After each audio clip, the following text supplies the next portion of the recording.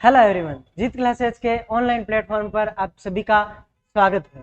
तो आज video number है 26 नंबर और आज हम पढ़ेंगे एक साथ 3 टॉपिक। छोटे छोटे टॉपिक है, आधे घंटे का वीडियो होगा लगभग। तो इसमें 3 टॉपिक है। पहला है हरित ग्रह प्रभाव, दूसरा है ओजोन अपघटन और तीसरा है हमारा टॉपिक पादपों में पोषक तत्व। यहाँ तीनों ही जगहों से एक एक क्वेश्चन उठता है, अच्छे से उठता है और बताएंगे आपको किस तरह से क्वेश्चन बनता है। तो चलते हैं सबसे पहले हरित ग्रह प्रभाव पर। तो हरित ग्रह प्रभाव, हरित ग्रह प्रभाव, ग्रीन हाउस इफेक्ट इंग्लिश में बोलते हैं। तो हरित ग्रह प्रभाव पर जाने से पहले थोड़ा सा उसके इतिहास पर बैक में चलते हैं।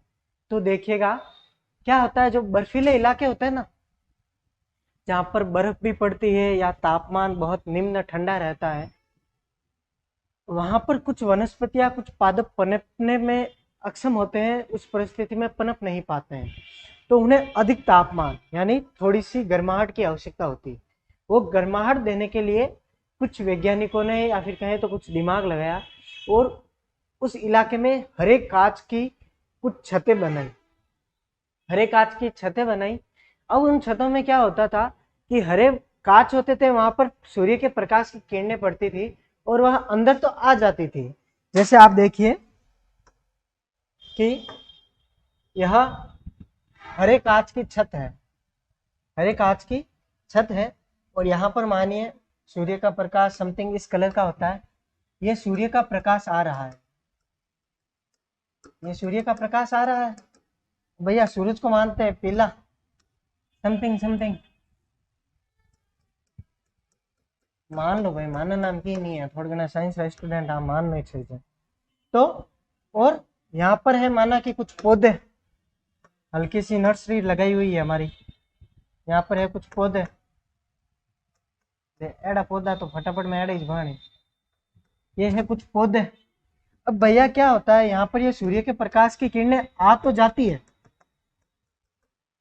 और इनसे टकरा कर वापस जाती है, लेकिन ये इधर ही घूमती रहती है, ये बाहर नहीं जा पाती है। ध्यान रखना, इस हरे कांच के कारण ये प्रकाश की किरणें बाहर नहीं जाती है, अंदर ही कई बार टकराती है, पुनः आती है, पुनः जाती है। इस कारण क्या होता है कि यहाँ पर क्या होता है, तापमान बढ़ता है, गर्माहट बढ़ती है, जिससे इन पौधों को एक उचित परिस्थिति प्राप्त हो जाती है। डायग्राम से देखिए, अच्छे से समझ में आ जाएगा। ये रहा हमारा हरित गृह प्रभाव। यहाँ पर देखिए आप कि ये जो अब हरा कांच भी हो सकता है और कभी कभी हम हरे पर्दे देखते हैं, वो भी कुछ लोग उपयोग करते हैं। ये फैशन वास्ते नहीं करे वीरवारे भी लारे भी कही है, साइंटिफिक रीजन है। तो साइंटिफिक रीजन ये रहा, ये देख लिए, ये देखिए, ये ग्रीन कवर से पूरा कवर किया हुआ है और ये नीचे वनस्पति पादप पौधे लगे हुए हैं, आप देख रहे हो हैं। इधर सूर्य से किरणें आ रही है, ये सूर्य से किरणें आ रही है भाई साहब, और यहाँ पर अंदर आके यहाँ पे आती है, ये सूर्य से किरणें आई, इधर से टकराई। 1 मिनट रुकना,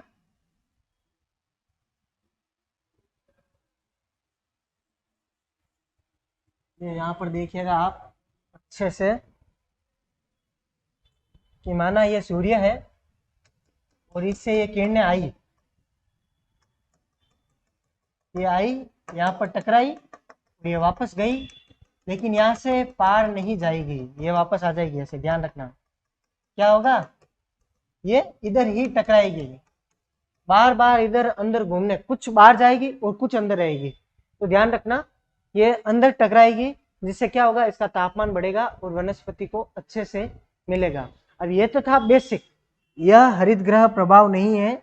हम हरित ग्रह प्रभाव अलग ढंग से बढ़ेंगे। तो देखिए हरित ग्रह प्रभाव क्या है। हरित ग्रह प्रभाव है कि धरातल पर मनुष्य द्वारा ईंधन के दहन से,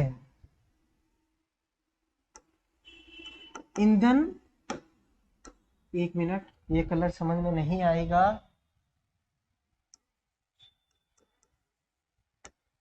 ईंधन के दहन से कुछ गैसें निकलती है मुख्य CO2 और भी निकलेगी जैसे कि CH4 CH6, ये बाद में पढ़ेंगे, आप मुख्य ध्यान रखना CO2 ये गैस से निकलती है। यह पृथ्वी के वायुमंडल पर, पृथ्वी के वायुमंडल, आगे लाइन खत्म हो चुकी है कोई नहीं, परत का निर्माण करती है, परत का निर्माण करती है। अब देखिए इस परत के अंदर क्या होता है, इस परत के अंदर, परत में सूर्य की किरणों का प्रवेश,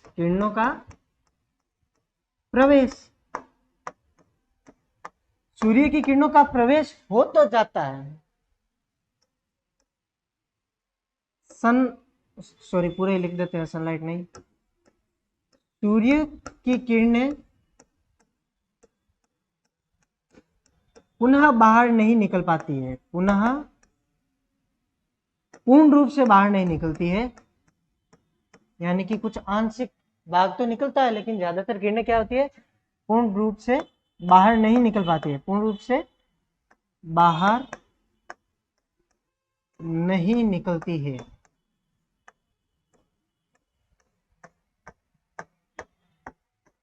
जिससे तापमान बढ़ जाता है, जिससे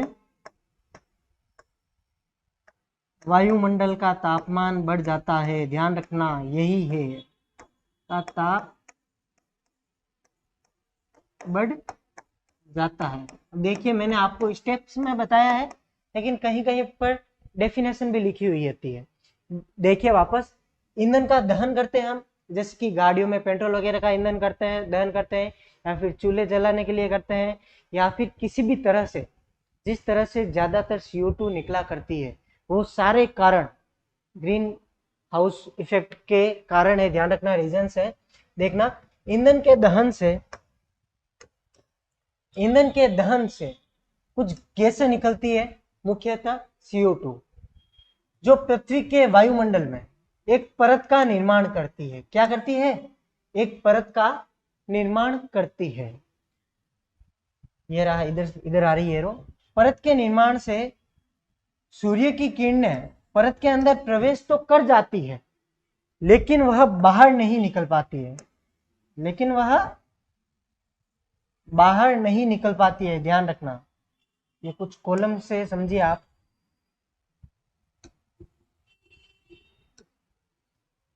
स्टेप से बातें आसानी से समझ में आती है। तो ये उस परत से बाहर नहीं निकल पाती है, जिससे क्या होगा, वायुमंडल का तापमान बढ़ जाएगा, बार बार इसी परत के अंदर वाइब्रेट करेगी, इधर उधर टकराएगी, तो क्या होगा, उधर ही घूमेगी, तापमान वहीं पे बढ़ेगा, सूर्य की किरणें गर्म तो होती है, तो ध्यान रखना तापमान बढ़ जाएगा। यही है हरित गृह प्रभाव। क्या है? यही है हरित गृह प्रभाव, यही डेफिनेशन है। और अगर टाबर लिखा हो जो लिखने चाहो तो ढूंढ लो कि धरातल पर मनुष्य द्वारा ईंधन के दहन होने पर मुख्य रूप से CO2 वायुमंडल में बहुत अधिक मात्रा में इकट्ठी हो जाती है और चारों ओर एक परत का निर्माण करती है।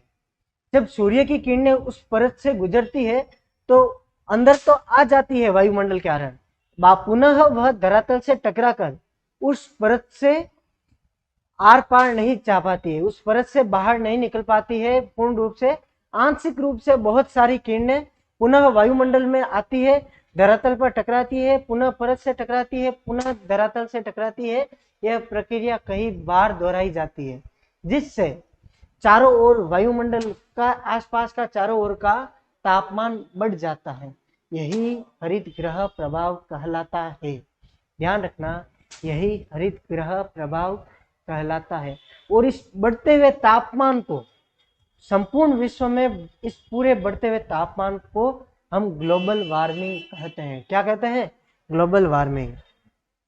इसको भी एक डायग्राम से समझिए। ये रहा अपना डायग्राम। यहाँ पर देखिए अब आप कि ये सूर्य है, इसकी ये कुछ किरणें आ रही है, आ रही है। अब ये CO2 सारा का सारा क्या है, ये माना कि ये अपने CO2 की परत मान लो कुछ समय के लिए, क्या मान लो, ये अपने ये रही,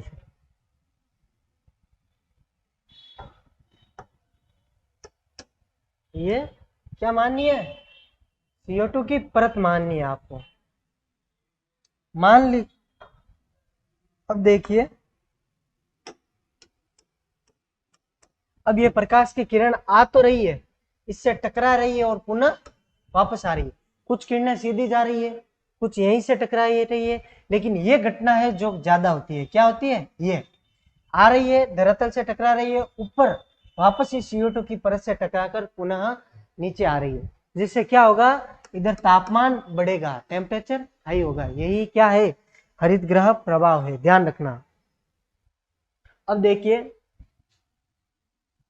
संपूर्ण विश्व में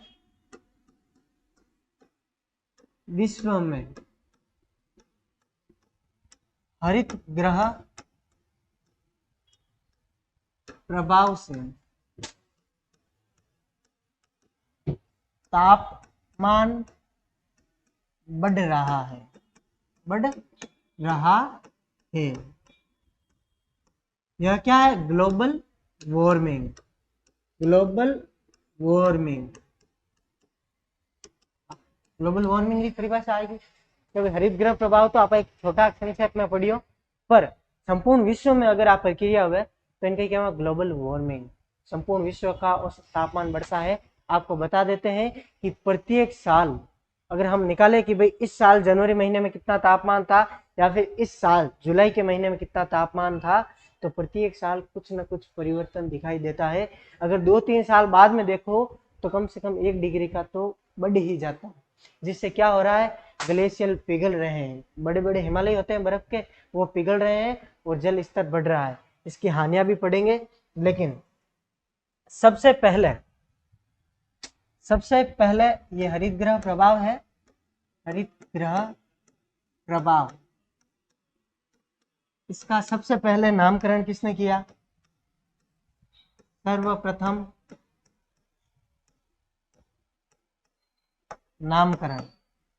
नामकरण और अध्ययन, 2 वैज्ञानिकों के नाम पढ़ लो, ट्यूशन पूछे नहीं जाते हैं, ध्यान रखना, लेकिन फिर भी पढ़ लो यहां से। वैज्ञानिक जे फोरियल, क्या है, जे फोरियल। और सबसे पहले अध्ययन किसने किया, स्वाते अरेनियस। देखिए, हरित ग्रह प्रभाव का सर्वप्रथम ये नाम दिया था किसने, जे फोरियल ने, किसने दिया, जे फोरियल ने, ये फोरियल ने। और इसका सबसे पहले अध्ययन किसने किया था, स्वाते अरेनियस ने। किसने किया था, वैज्ञानिक स्वाते अरेनियस ने। ये 2 वैज्ञानिकों के नाम है, कम पूछा अपन हल्ली गिरा नहीं करनी। अब देखिए,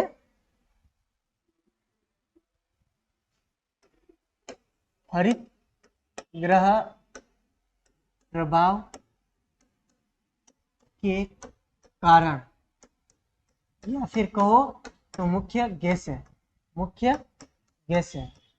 तो देखिए इसकी मुख्य गैसें कौन सी हैं, तो आप देख लीजिए, CO2 carbon dioxide, CH4 methane, CFC chlorofluorocarbon और N2O नाइट्रस ऑक्साइड। अब देखो कौन सा ले, ये ले लो।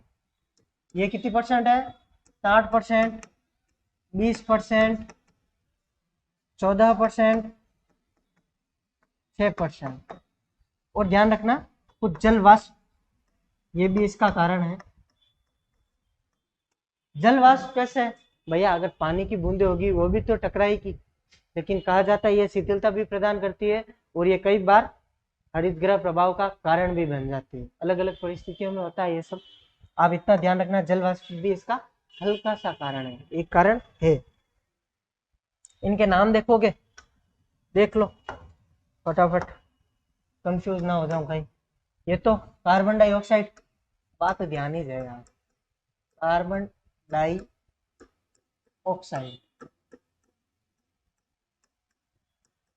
Carbon dioxide. ये मेथेन है,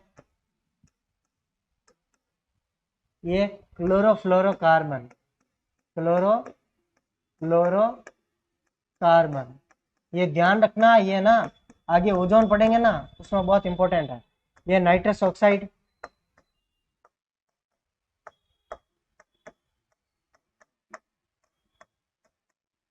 नट्टू खा आ गए, ध्यान रखना, फंसाने वाली गैस है। तो ये हो गए इसके मुख्य कारण, ध्यान रखना, हो गए। ये कुछ गैसें हैं, इसमें CO2 सबसे मुख्य है, ध्यान रखना, इसी के कारण होता है ये सारा मामला गड़बड़। बाकी मेथेन और CFC ये भी इसके मुख्य रीजन में से कुछ है।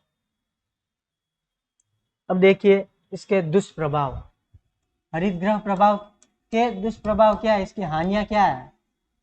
पूर्ण प्रताप कही है बाप जी रिया बड़गम भाई, देख लो। फल वजन इन हानियां है कि पहला, औसत ताप में वृद्धि। अब भैया अगर औसत ताप क्या है पूरे साल का, अगर औसत ताप निकाले तो इसमें क्या होगी, वृद्धि, यानी कि दिनों दिन गर्मी बढ़ रही है। एक टाइम आएगा कि गर्मी बहुत ज्यादा बढ़ जाएगी, हम सहन भी नहीं कर पाएंगे।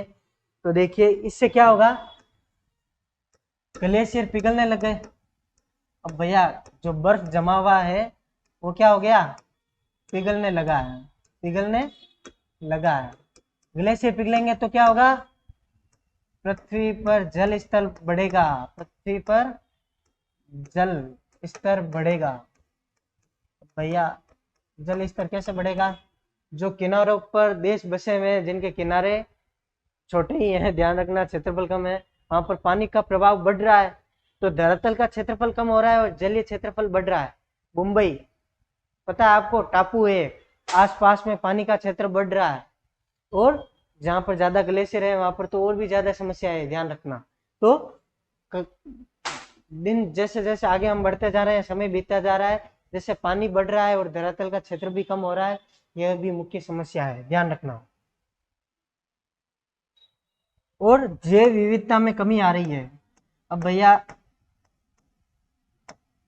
कुछ जीव है जो ज्यादा तापमान में पनप नहीं सकते हैं, तो तापमान बढ़ेगा तो क्या होगा, जीवों का क्या होगा, परलोक सिद्धार्थ जाएंगे, आगे स्वर्ग में जाएंगे, वहां क्या पता तापमान ठंडा मिल जाए उनको।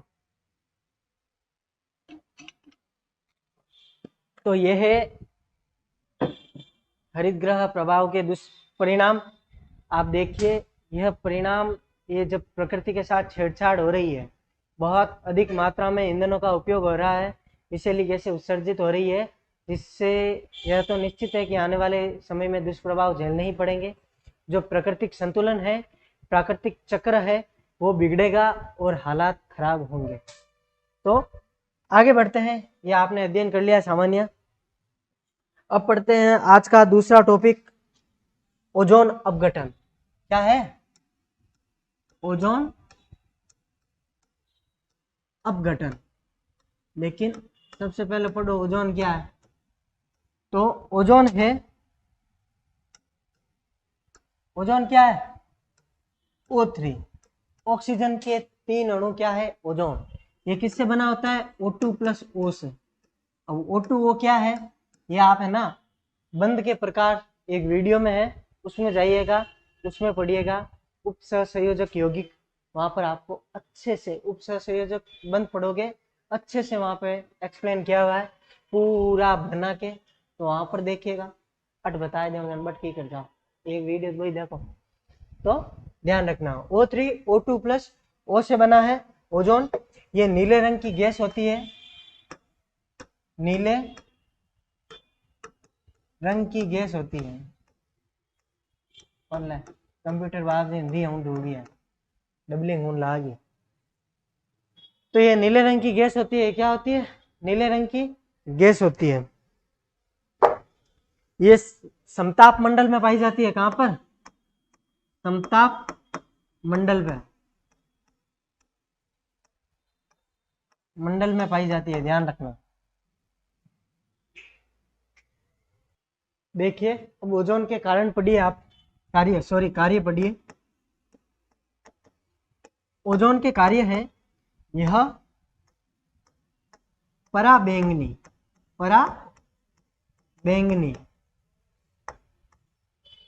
अल्ट्रावायलेट किरणों को अवशोषित करती है। अब देखिए भैया ये क्या कारण है? करे मानका ठेको लियो मानका ही करना। ध्यान रखना ये किरणें हानिकारक होती है हमारे लिए। ये जब हमारी स्किन पे पड़ती है तो कई सारी बीमारियां फैल जाती है, ध्यान रखना, तो हानिकारक है। तो भैया ये जो ओजोन की परत है वो हमारी रक्षा करती है। कैसे करती है? कि ओजोन की परत वायुमंडल के चारों ओर एक परत का निर्माण कर लेती है। जिस तरह हरित गृह प्रभाव की करती है उससे ऊपर ये भी बैठी रहती है, तो ये एक निर्माण कर लेती है। और जो सूर्य की किरणें आती है वो इसे टकरा कर पुनः या तो कुछ चली जाती है या फिर ये क्या करती है, पूरा का पूरा उसे अवशोषित कर लेती है। तो हमारे तक बहुत कम आती है, या कहें नगण्य आती है, इतना नुकसान नहीं करती है। लेकिन कब नहीं करेगी? जब ओजोन की पर्याप्त परत हमारे चारों ओर बनी रहेगी। डायग्राम से देखिए, ये रहा डायग्राम। यहां पर देखिए, अब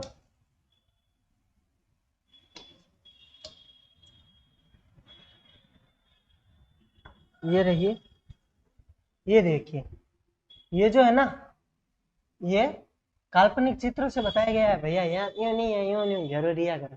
तो ये ओजोन की परत है जो आसपास में बनी हुई है। अब क्या होता है दोस्तों, ये कुछ प्रकार हैं, ये हमें याद नहीं रखने हैं, अपन इतनी रामायण नहीं करनी, ये तो पढ़ लिया मतलब ही घणो। तो ध्यान रखो, ये जो किरणें हैं ये यहाँ पर आ रही है। क्या हो रहा है? ये जो कुछ किरणें हैं वो सीधी आ रही है और यहाँ पर क्या हो रही है, ये ओजोन पर गिर रही है। और ये ओजोन क्या कर रही है? इसे अवशोषित कर रही है। क्या कर रही है? अवशोषित कर रही है। लेकिन कुछ गैसें हैं, कुछ अब ये कर रही है, ये तो आप देख लिया आपने, यहाँ पर ये ओजोन की परत बनी हुई है चारों ओर। और ये अल्ट्रावायलेट कौन सी गैस है? यूवी, अल्ट्रावायलेट पराबैंगनी किरणें है जो यहाँ पर आ रही है और ये अवशोषित कर रही है। इसका मतलब ये हमारे तक नहीं पहुंच रही है और हमारी रक्षा कर रही है। ये है ओजोन का कार्य। कुछ और है लेकिन पहले यहाँ पर आते हैं, बाद में जो भी है वो और पढ़ेंगे। तो ये तो हो गया। अब भैया देखिए कि ओजोन का क्षरण हो रहा है। क्या हो रहा है? ओजोन का क्षरण हो रहा है। कैसे हो रहा है? O3 का क्षरण। कुछ गैसें हैं, कुछ गैसें जो इसका मुख्य कारण है, कुछ गैसें इसका मुख्य कारण है। क्या है? मुख्य कारण है। अब देखिए कौन सी गैसें हैं, तो CFC, क्लोरोफ्लोरोकार्बन, पीछे ही लिखा है CH4, मेथेन और N2O। ध्यान रखना ये कुछ गैसें हैं तो किसका मुख्य कारण है? O3 के क्षरण का मुख्य कारण है। और इनमें भी इंपॉर्टेंट याद रखना कौन सी है? क्लोरोफ्लोरोकार्बन।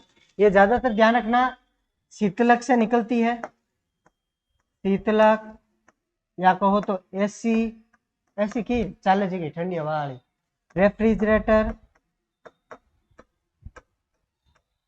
ये हमारे घर में जो फ्रिज वगैरह चलते हैं उनमें भी CFC भरी जाती है, ये भी मुख्य कारण है। लेकिन कई बार सरकारें हमें तो कहती है कि भैया ऐसी वगैरह का उपयोग कम करो, लेकिन ज्यादातर CFC कहाँ से निकलती है आपको पता है? कारखानों से। बड़े बड़े उद्योग होते हैं ना, अमेरिका वगैरह इसका बहुत ज्यादा प्रोडक्शन करते हैं। वो विकसित और विकासशील देशों में आते होंगे लेकिन वो पर्यावरण की हानियों में भी सबसे आगे बैठे हैं। अमेरिका वगैरह जो भी डेवलप्ड देश है, चीन वगैरह, ध्यान रखना ये सबसे ज्यादा प्रकृति को हानि पहुंचाते हैं। और प्राकृतिक आपदाओं के मुख्य कारण भी जिम्मेदार भी कौन है? ये जो विकसित देश है। अब भारत भी कहो या न कहो अपना देश है, लेकिन मुख्य कारण इसका बनने वाला है या फिर बनेगा, ध्यान रखना। कई सरकारें इसकी लिपापोती के लिए कई सारे अभियान चला रही है। कुछ सरकारें सीरियस भी है, लेकिन बहुत व्यापक स्तर पर प्रत्येक इंसान की इसमें भागीदारी होगी, तब जाके ओजोन का क्षरण बचेगा। अब देखिए, ये गैसों पर आ गए हम। अब इसके कुछ दुष्प्रभाव जो हम पर पड़ रहे हैं वो भी देख लो।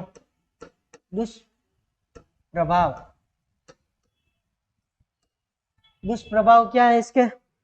तो देखो,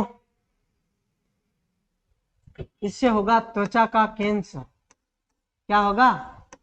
त्वचा का कैंसर, ये इसका पहला मुख्य दुष्प्रभाव है।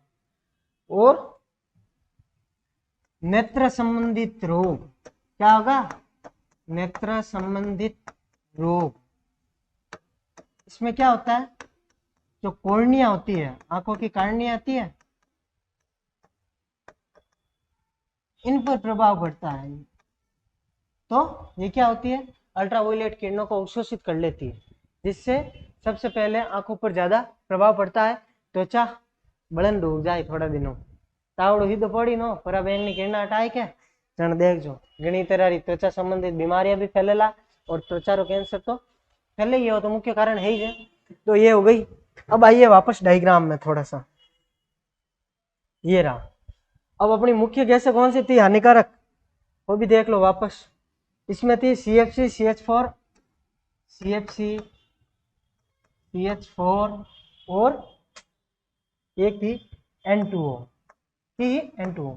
ये जो गैसें होगी ना, ये यहाँ पर आएगी आएगी। देखो भाई, घूम यानो घर है पृथ्वी जी को अपन घर थोड़ी है, तो यहाँ पर इसे हानि पहुंचाएगी। क्या पहुंचाएगी? हानि। और यहाँ पर छिद्र होंगे, तो क्या होगा? अल्ट्रावायलेट पराबैंगनी किरणें सीधे पृथ्वी पर आएगी, हमारे त्वचा पर, हमारे ऊपर, जानवरों पर, पेड़ पौधों पर हानि पहुंचाएगी। और यही है दुष्प्रभाव, इससे बीमारियां फैलेगी, ध्यान रखना। तो मुख्य कारण तो यही है। अब भैया इससे बचने के लिए यही है कि आप इन गैसों का उपयोग कम करें। जिस भी माध्यम से ये गैसें निकलती है उन क्रियाकलापों को रोक दीजिए।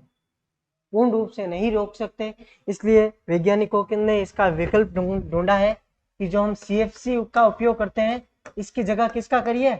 HFC, hydrofluorocarbon. क्या नाम है इसका?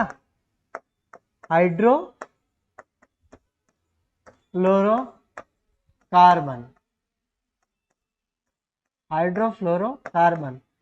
हानिकारक तो ये भी है, लेकिन इसकी अपेक्षा ये कम है, ध्यान रखना।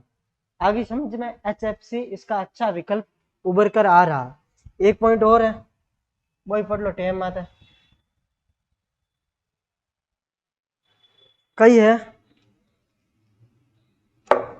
सबसे पहले ओजोन छिद्र कहां पर देखा गया? तो देखो, सबसे पहले ओजोन छिद्र आपको लास्ट में बताऊंगा कि क्वेश्चंस कहां से पुटअप होते हैं, वो भी ध्यान रखना। सबसे पहले ओजोन छिद्र कहां पर देखा गया? तो ध्यान रखना, सन 1885 में,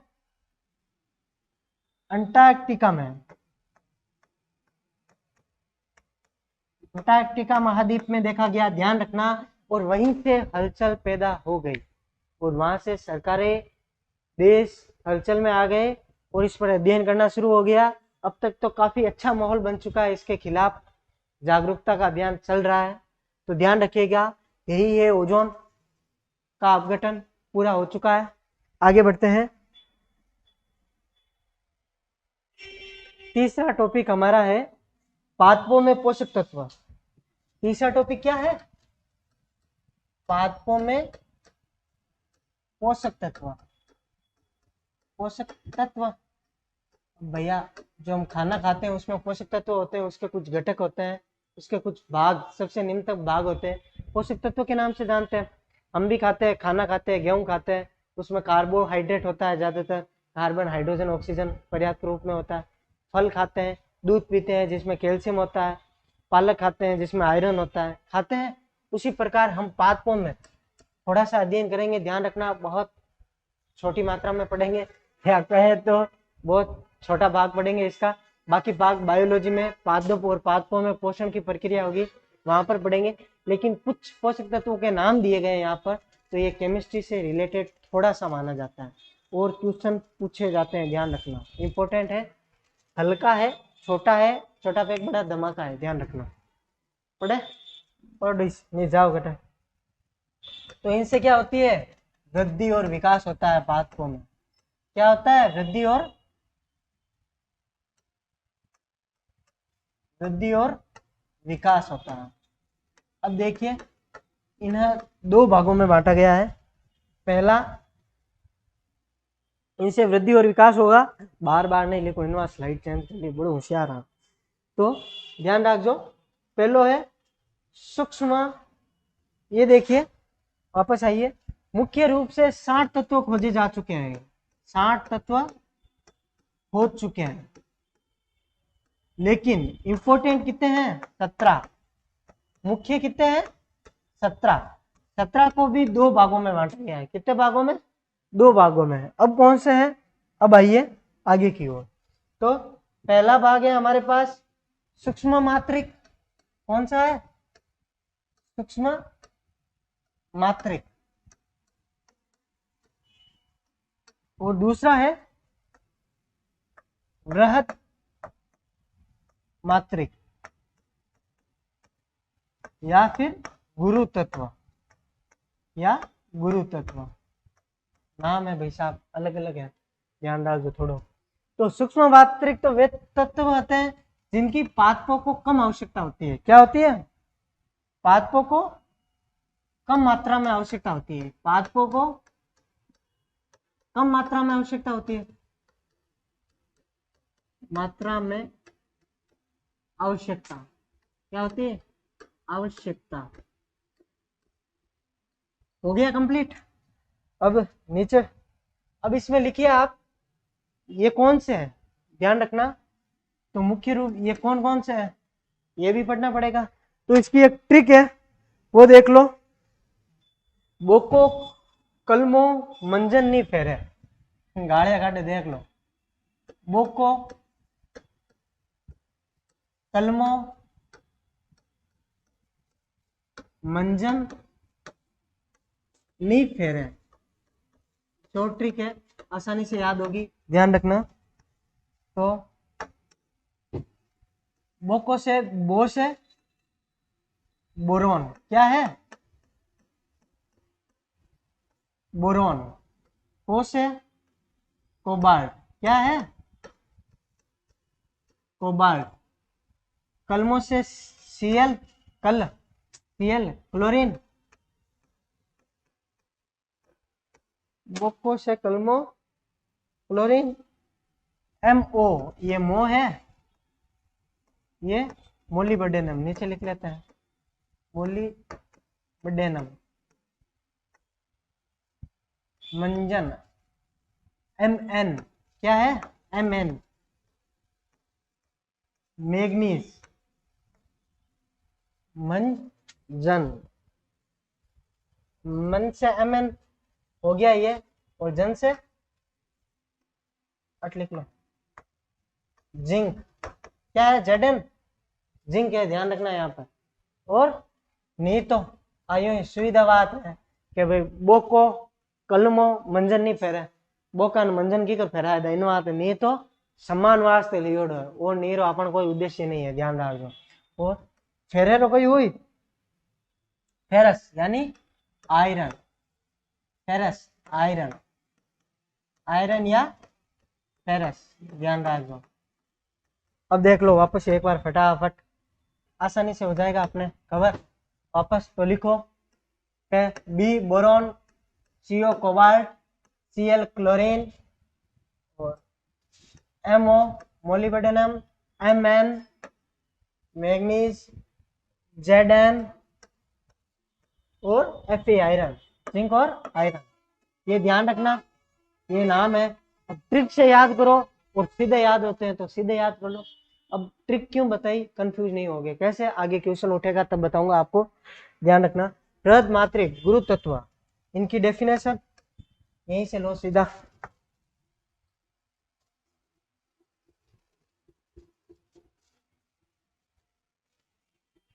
साहब कॉपी, ये पकड़ के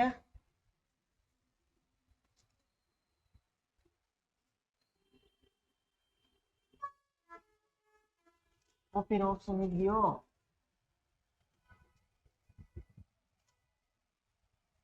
ये आ गया, ये अपने पास क्या आ गई, इसकी डेफिनेशन कैसे आ गई। अभी तक तो ये गलत है लेकिन अब होगी सही। पेन वापस यही लो, ये था अपने,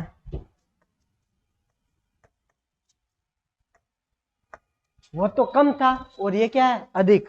पादपों को अधिक मात्रा में आवश्यकता किनकी, बृहद मात्रिक गुरु तत्व की, इनको क्या होती है, अधिक मात्रा में आवश्यकता होती है, ध्यान रखना। वहां पर कम मात्रा में थी और यहाँ पर अधिक मात्रा में, इसीलिए इसे क्या कहा गया है, बृहत मात्रिक उद्योग तत्व या फिर गुरु तत्व कहा गया है। क्या कहा गया है, बृहद मात्रिक या गुरु तत्व। अब ये कौन कौन से है तो देख लो, टाइम पे छोटा करो इसको थोड़ा सा और टाइम मत है, दब्बा दब छोटो शूट भेव। पहला है कार्बन, कार्बन, दूसरा है hydrogen, oxygen, nitrogen, calcium, magnesium, ये रहा हाइड्रोजन, ऑक्सीजन, ये देखो नाम याद है तो ठीक है, नहीं लिख लो पाचा, नाइट्रोजन, कैल्शियम,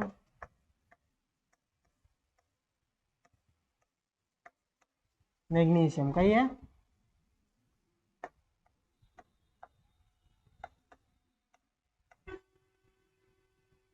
छोटा है तो मोटा कर दूं, सुविधा सब है वो, मैं ऊपर ला वैसे यहाँ पर कर ही लिया। होगा कार्बन, हाइड्रोजन, मैग्नीशियम। अब और बड़ा थोड़ा बाकी रहेगा, ठीक जाओ भाई रुके कन। हाँ बड़े है, देख लो कि इनकी कर तक आया, मैग्नीशियम तक आएगा, potassium sulphur phosphor KSP, potassium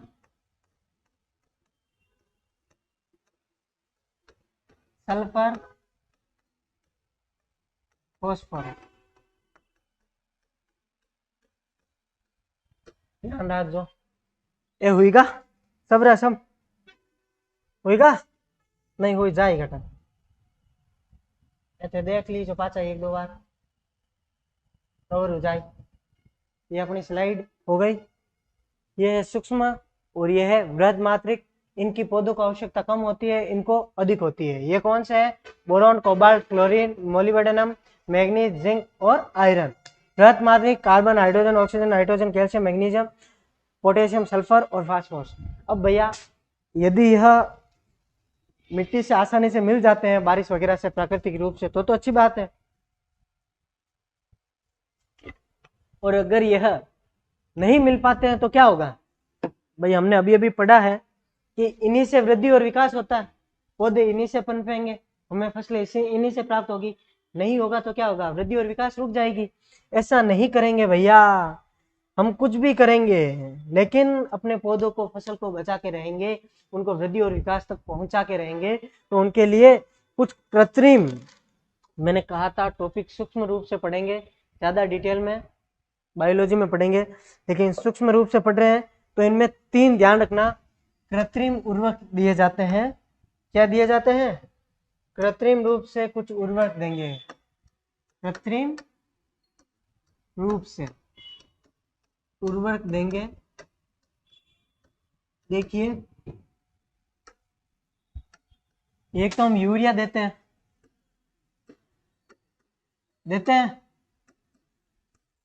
एक भैया मार्केट में मिलती है एनपीके की बोरी, और ये क्या है, एनपीके और डीएपी। पहले डीएपी लिख लो फिर एनपीके,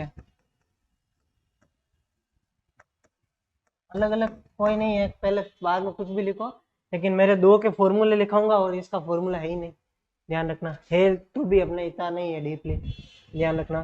तो यूरिया क्या है, ये भी सफेद रंग का होता है यूरिया, इसका फॉर्मूला देख लीजिए आप, यूरिया का फॉर्मूला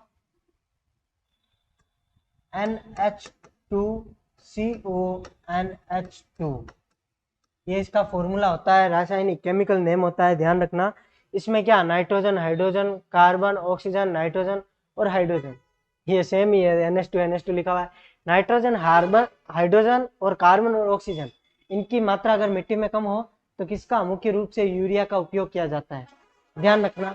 नाइट्रोजन, हाइड्रोजन और कार्बन और ऑक्सीजन प्रचुर मात्रा में इसके अंदर पाई जाती है यूरिया के अंदर, जिससे मिट्टी में अगर इन पोषक तत्वों की कमी हो तो मिल जाती है।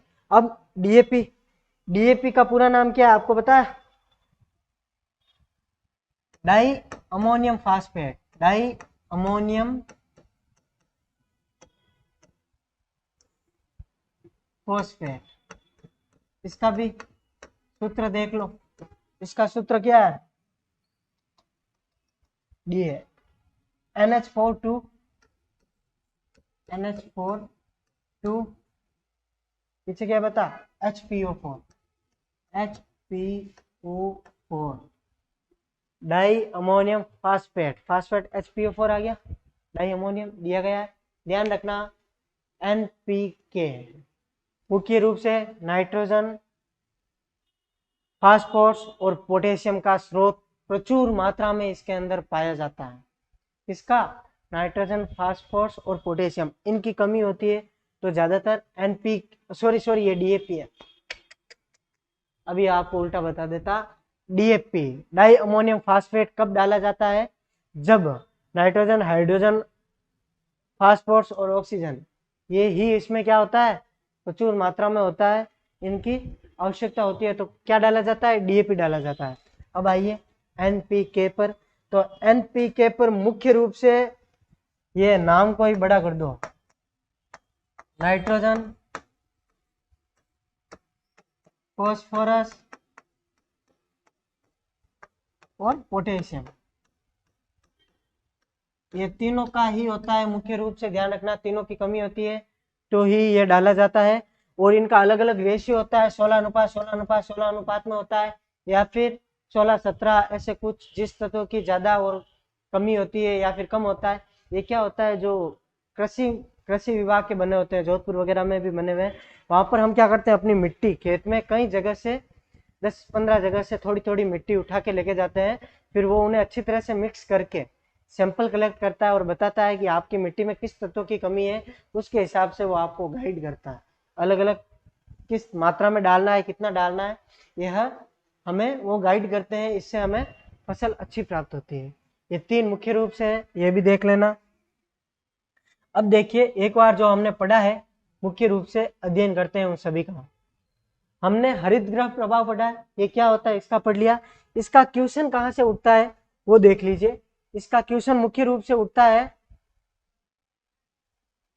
यहां से, इसका क्वेश्चन मुख्य रूप से कहां से उठता है, यहीं से उठता है।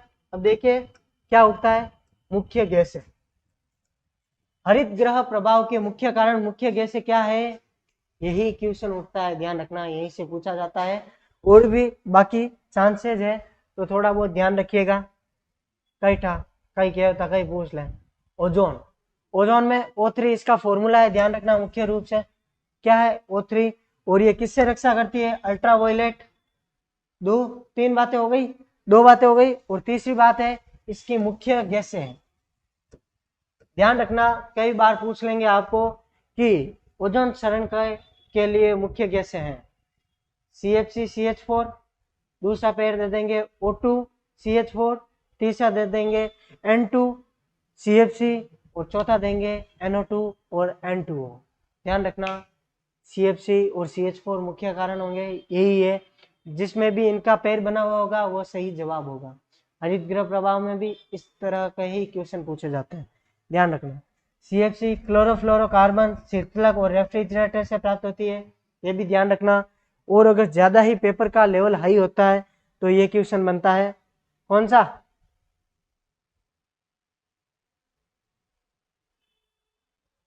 ये रहा CFC का विकल्प जो वर्तमान में आ चुके हैं, हाइड्रोफ्लोरोकार्बन, इसका उपयोग किया जाता है। और ये ज्यादा डीप गहराई में पेपर जाता है तो इस तरह के क्वेश्चन पूछे जाते हैं। सबसे पहले ओजोन छिद्र देखा गया 1885 अंटार्कटिका में, ये क्वेश्चन यहाँ से बनते हैं। आइए आगे। पोषक तत्व, पादपों में पोषक तत्व मुख्य रूप से 17 जिनका हम अध्ययन करेंगे, इन्हें 2 भागों में बांटा गया है। कौन सा? पहला सूक्ष्म मात्रिक और दूसरा बृहद मात्रिक। अब देखिए सूक्ष्म मात्रिक सबसे आपको सीधा तत्व पूछेंगे कि निम्न में से सूक्ष्म मात्रिक है, ध्यान रखना। एक दे देंगे बोरॉन कोबाल्ट, दूसरा दे देंगे ऑप्शन कार्बन हाइड्रोजन, तीसरा दे देंगे ऑक्सीजन नाइट्रोजन और चौथा दे देंगे मैग्नीशियम कार्बन। तो सूक्ष्म मात्रिक क्या होगा? बोरॉन और कोबाल्ट वाला। इसी तरह से क्वेश्चन पूछे जाते हैं, आपको कंफ्यूज करेंगे, दोनों मिक्स करके देंगे और सिर्फ या तो मुख्य या तो पूछेंगे बृहद मात्रिक या पूछेंगे सूक्ष्म मात्रिक। कौन कौन से सूक्ष्म मात्रिक है? Boron cobalt chlorine molybdenum manganese zinc ferrous यानी कि आयरन। और बृहद मात्रिक में carbon hydrogen oxygen nitrogen calcium magnesium potassium sulphur और फास्फोरस। याद करने के लिए ट्रिक दी गई है, अगर आप सूक्ष्म मात्रिक याद रखेंगे तो बाकी जो बचे वो बृहद मात्रिक होंगे और 1-2 बार पढ़े होंगे तो याद तो आ ही जाएंगे। मुख्य रूप से 3 जो हमने खाद या उर्वरक कहते हैं उनका पढ़ा है, बहुत ही निम्न, ध्यान रखना बहुत ही छोटा भाग पढ़ा है हमने। आगे पढ़ेंगे मुख्य रूप से इनकी कमी से कौन सी बीमारी होती है, किस तरह से फसल हानि होती है। तो 3 पढ़े। यूरिया फॉर्मूला है NH2CO NH2, DAP di ammonium phosphate NH4 2HPO4, NPK nitrogen phosphorus और पोटेशियम। तो आज का टॉपिक होता है यहीं पे समाप्त, कल फिर मिलेंगे आपसे। आज के लिए अनुमति दीजिए। जय हिंद, जय भारत। आशा